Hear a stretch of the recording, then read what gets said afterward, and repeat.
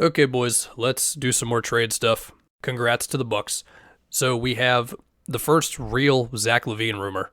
I mean, we've all known the situation with him and the Bulls for at least a year now, but the Nuggets have emerged as an actual team here. I mean, Zach Lowe has tweeted about it, Tony Jones, as well as Sam Amick have all talked about this, and those are all sources that I definitely trust. We have the Pelicans saying that they are willing to move anybody besides Trey Murphy, Herb Jones, and Yves Missi, and that came from Mark Stein, another source I definitely trust. And I can also finally react to the Schröder Warriors trade. I probably should have done that one right away, but I don't know, I dropped the ball on that one. I would like to start with the Zach LaVine Nugget stuff. Look, you can Google this. I'm sure by now everybody knows about it. So I think one snap reaction to this could be, well, why would the Nuggets go for Zach LaVine? Why would they be thinking about it? Because, well, don't they just need to improve the non-Jokic minutes, stuff like that? And also hope that Jamal Murray can get back to peak Jamal Murray. Well, for one, you don't know if that's going to happen with Murray, so getting another creator like LaVine could be an answer. And also, if you don't know, Murray cannot be traded this year.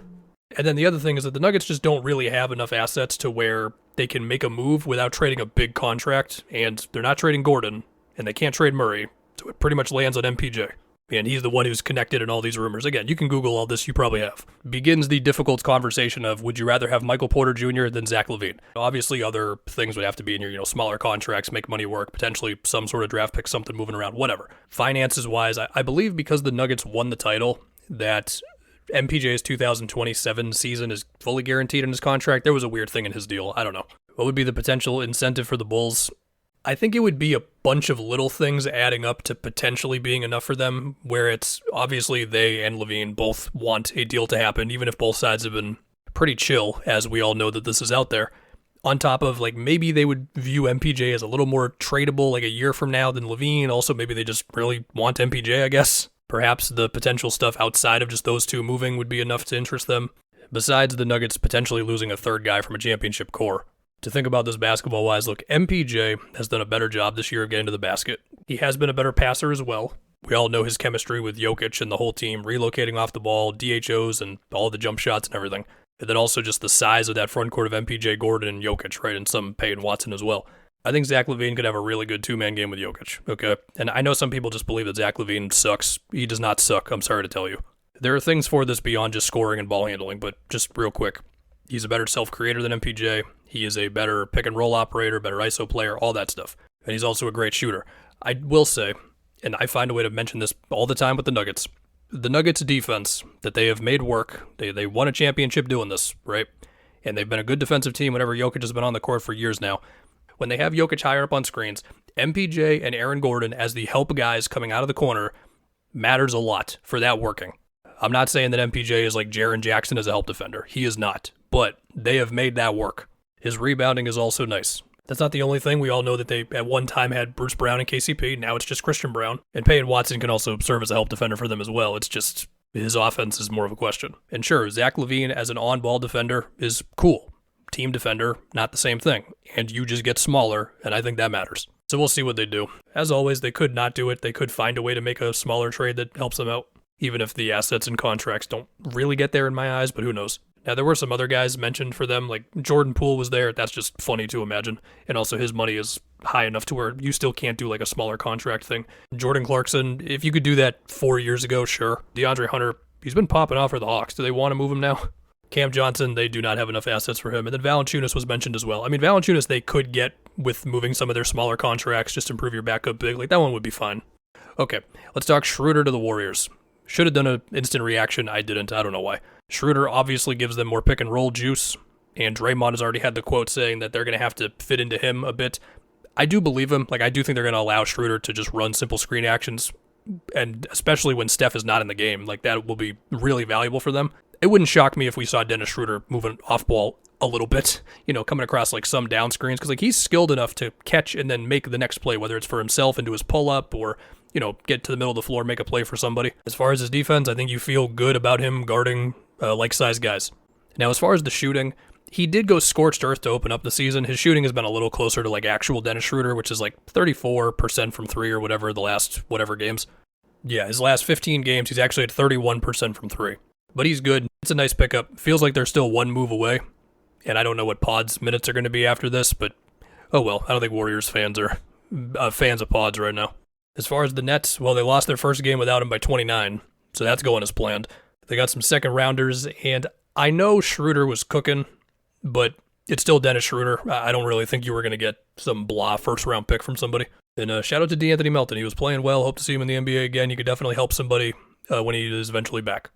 Next, let's go to the Pelicans. So they basically said we would be open to moving anybody except for Herb, Trey Murphy, and Yves Missi. I do believe them on that, but I do also think other teams will be like, okay, but what if we overpaid for Herb? Like, are you really not going to trade him? We'll see. I mean, if I was a team and I had the assets, I would 100% be calling about Herb. As far as Zion, so yeah, I think we all know that he's got this clause in his contract where because he hasn't met certain games played or weight stuff or whatever, they could waive him this year and there would be no financial obligation moving forward. Like typically if you waive the guy in the middle of the contract, then you got to pay him like some percentage of his deal for the next like 100 years, but they would not have to do that. But only in this season. They could not do it like a year from now. They would have to do it in the offseason. You know what I mean? They can't do it like tomorrow. Yeah, whatever possible option you want to imagine here, it requires a decent amount of bravery. It requires bravery from the Pelicans. If they keep him, you got to hope that this thing actually turns around and we actually see him consistently. And at this point, I mean, I don't know.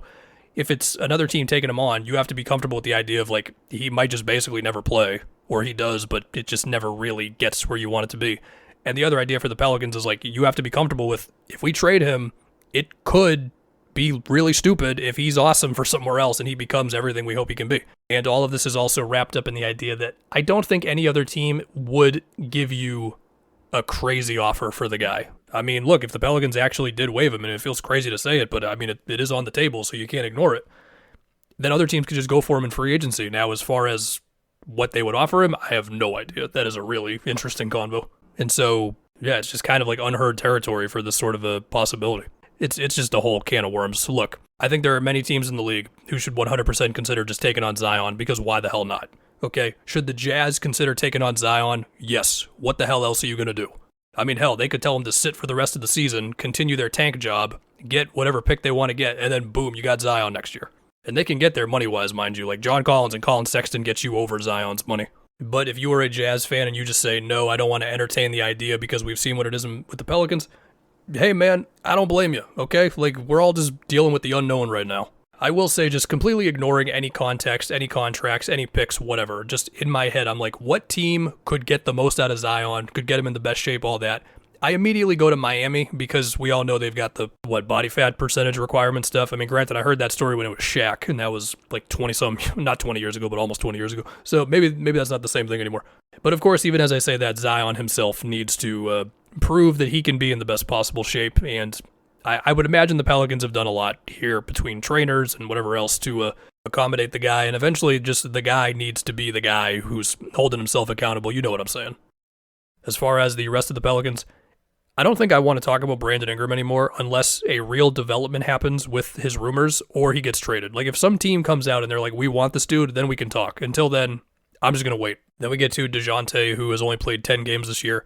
His turnovers are up, his percentages are down, but whatever. We know DeJounte, even if I think all of us are just kind of blah on DeJounte at this point, we know he's better than what he's been for the Pelicans so far this season.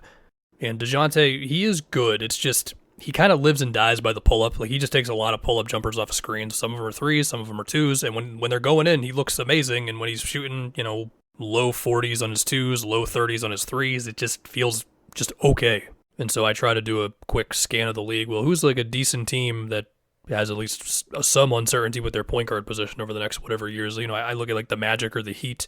I think the Magic will make a big trade at some point throughout this Franz, Paulo, and Suggs timeline, but I don't think DeJounte would be the guy. Miami, I mean, they would love to improve on the Rozier spot, no doubt about that. But between DeJounte's contract, the Jimmy situation looming over their heads, for me, it doesn't feel like a DeJounte type move is happening, but I don't know. To be fair, this did not say that they are actively shopping everybody besides Herb, Murphy, and Missi.